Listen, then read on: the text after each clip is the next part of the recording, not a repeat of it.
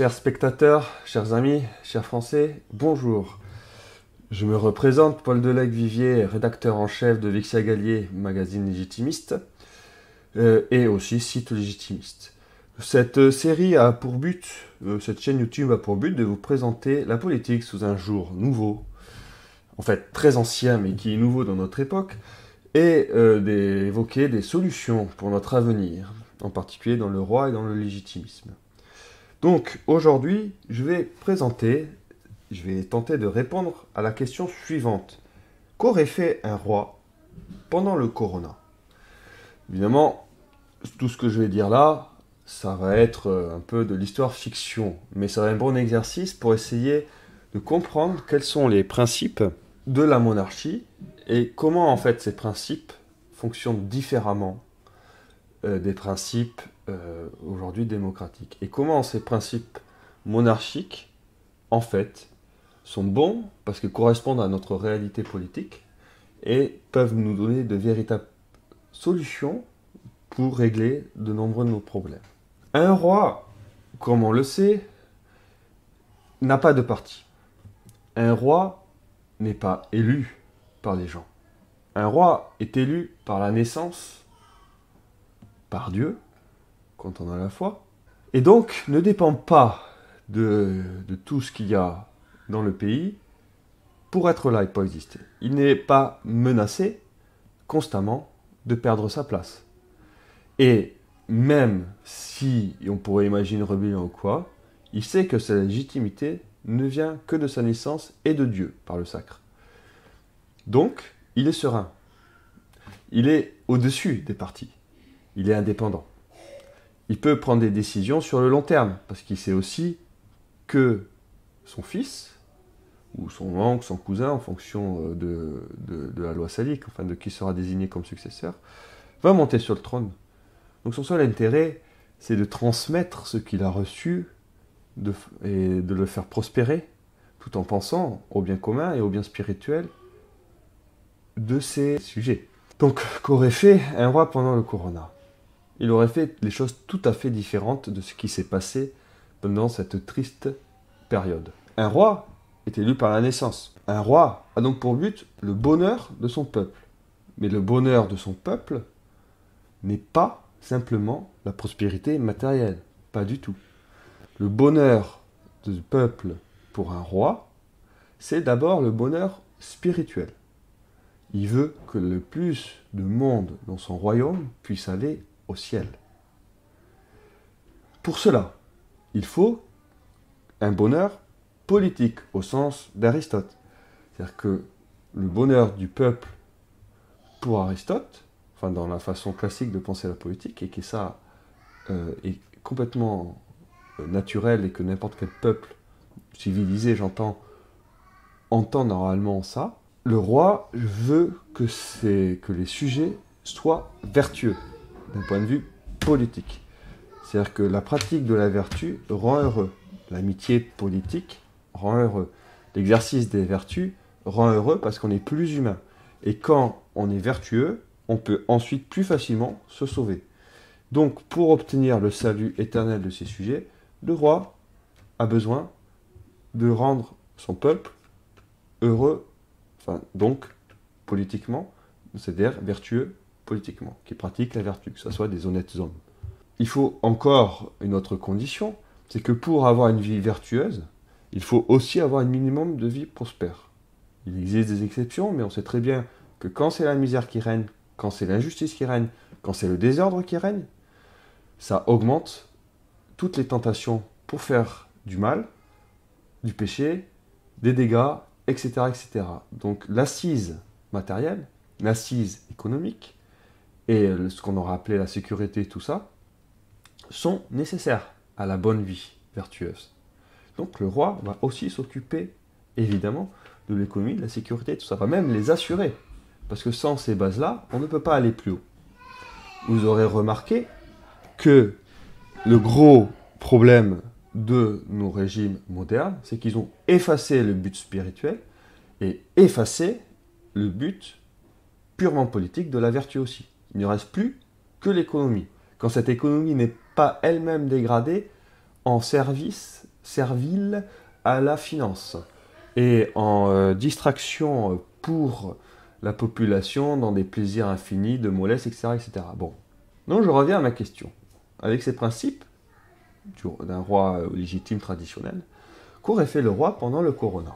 Il aurait appliqué la prudence politique, donc il n'y a pas de solution miracle, et aurait cherché d'une part à protéger la vie de ses sujets, mais aussi à protéger la vie de la vertu et la vie spirituelle.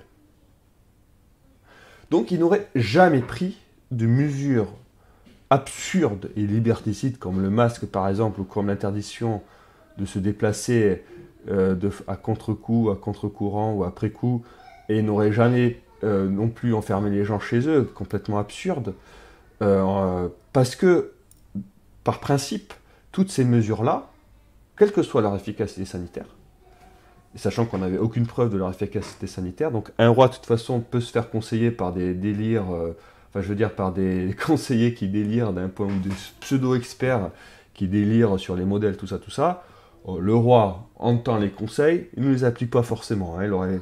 Il aurait pu dire, bah non, moi je fais pas ça parce que j'ai pas de preuve que ça a des efficacités sanitairement. Mais même le roi, même s'il savait que par exemple ces mesures avaient une efficacité sanitaire, ce qui n'est pas le cas après coup, on le sait, il n'aurait pas appliqué ça parce que ces mesures liberticides de enfermer les gens chez eux, de les masquer, de faire un Auschwitz pour se déplacer, ou encore la picouse, tout ça sont des mesures antisociales qui détruisent la société politique, où on apprend aux gens à avoir peur des autres gens, comme si c'était des sortes de personnes radioactives. Le masque, c'est le pire peut-être là-dedans, qui encourage les gens à ne plus avoir de vie politique. La vie politique, c'est quoi? C'est la vie sociable d'abord. Donc avoir des amitiés, ne pas se méfier de l'autre la première fois qu'on arrive. Et donc, ça rend la vertu très compliquée. Donc un roi ne ferait jamais ça. Et un roi aurait d'ailleurs aussi, en plus des mesures pratiques à prendre, aurait aussi tout de suite mobilisé l'Église pour aussi demander les grâces d'en haut. Donc on aurait eu, comme dans les anciens temps, des prières publiques, spécifiquement contre l'épidémie, des processions, etc., avec les clercs au premier rang, et avec aussi le roi au premier rang.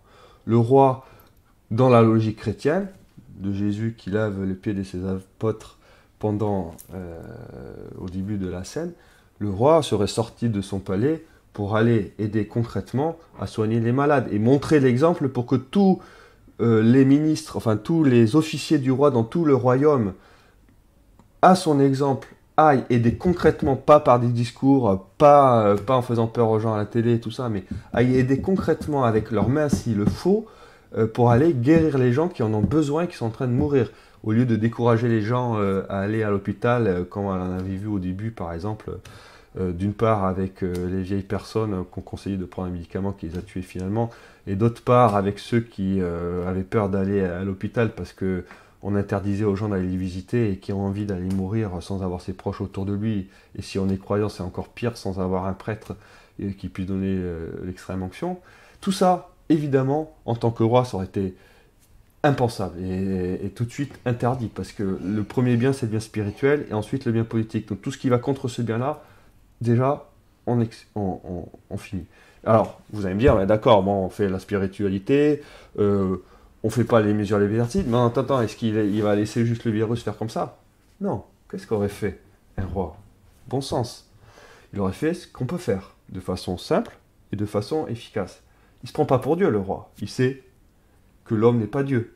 Il sait que si le virus doit tuer beaucoup de gens, il le tuera. Il sait aussi qu'en tant qu'homme, on peut faire des choses. Donc on fait ce qu'on peut faire, mais sans croire qu'on est plus fort que le virus, vous voyez, parce que toute la caractéristique de ce qui passait pendant ces affaires de Corona, c'est cette hubris, vous voyez, cette démesure de l'homme qui se met au-dessus de ce qu'il est et qui croit qu'il peut contrôler ce qu'il ne peut pas contrôler.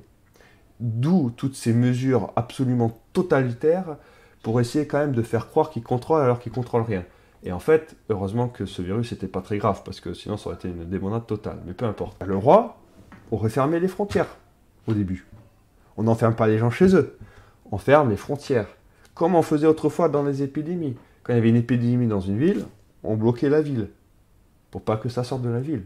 On n'allait pas enfermer les gens chez eux, complètement absurde. En espérant que ça soit pas trop tard et que ça fonctionne. Et puis en envoyant quand même des choses à l'intérieur. On empêche les gens de sortir, on n'empêche pas forcément les gens de rentrer. S'il y a des gens qui veulent aller risquer leur vie, c'est bien. S'ils veulent aller se sacrifier pour sauver les autres, c'est pas mal. Et deuxième chose, le roi aurait tout de suite minimisé les faits. Il y aurait eu un contrôle de l'information, mais pas comme on l'a eu pour interdire aux gens de bonne volonté de dire qu'en fait il y avait des façons de soigner, qu'en fait c'était pas si grave, qu'en fait on veut pas de critique, tout ce qui critiquait le gouvernement il ne fallait pas le critiquer parce que voilà, c'était comme les totalitaires, alors que c'est stupide. Hein. Normalement quand on fait une politique et si on se trompe, on a envie qu'on nous le dise pour qu'on puisse s'améliorer. Donc ce qui montre qu'il y a quelque chose de tordu dans notre politique à l'heure actuelle, dans une politique traditionnelle. Non. Et il y aura un contrôle de l'information, parce que toute information n'est pas bonne. On contrôle l'information pour pas affoler les gens. C'est dans ce genre d'épidémie, on prend les mesures qu'il faut pour fermer le pays, faire en sorte que les médecins soient là, que les gens qui puissent aider soient là, faire en sorte que la logistique soit là. Et ensuite, d'un point de vue de la communication, on écrase pour que les gens ne s'affolent pas. Parce que dans le cas où l'épidémie est vraiment dangereuse, le pire, c'est pas l'épidémie, c'est l'affolement, la panique généralisée qui peut créer une sorte de guerre civile absolument affreuse. Et le fait d'ailleurs que ce genre de panique ne se soit pas passé chez nous montre que l'épidémie n'est pas importante. Parce que si vraiment, comme la peste du Moyen-Âge, il y avait une personne sur deux qui mourait dans les pires cas, c'était ce genre de cas, je vous assure que les gens seraient entretués chez nous. C'est pas ce qui s'est passé, heureusement, parce que l'épidémie n'était pas grave. Mais donc, un roi qui est bien prudent et qui écoute le bon sens aurait certainement contrôlé l'information pour minimiser les choses et rassurer. Et l'épidémie serait passée comme ça, 1 mois et demi après, on n'en entend plus parler, et puis il serait revenu à la normale. On arrête tout ce délire. Et alors évidemment, il y a les conditions politiques internationales, est-ce que ça aurait été possible ou pas? Là, on est quand même dans la politique fiction, donc faisons-nous plaisir. Le roi aurait certainement dit au bout d'1 mois, ben voilà, c'est fini, l'épidémie, ça a pas tué tant, ça a tué des gens, mais c'est pas tant que ça. Et puis là, c'est fini, c'est passé une épidémie, de toute façon, ça dure pas plus de 2-3 mois. Donc on reprend la vie normale. Et les autres pays auraient dit non, non, chez nous on fait la vie normale et hasta la vista. Et tous ceux qui veulent vivre normalement, d'ailleurs, ils peuvent venir en France, ils peuvent investir et tout ça. Donc on a tous les autres pays qui délirent, qui seraient restés démocratiques, je veux dire dans le mauvais sens du terme, anti-royal et tout ça, ils auraient continué leurs mesures totalitaires, liberticides. Il n'y aurait eu que la France qui aurait revécu normalement, ce qui aurait prouvé au monde entier, premièrement, que toute cette histoire-là, et qui aurait permis à la France de sortir grandie, parce qu'elle aurait attiré les talents. Au lieu de rabaisser des gens comme Didier Raoult, on l'aurait mis au premier plan, et ça aurait attiré plein de gens dans le monde. Ça aurait été le centre, comme d'habitude, la France est le centre pour la vérité et la foi.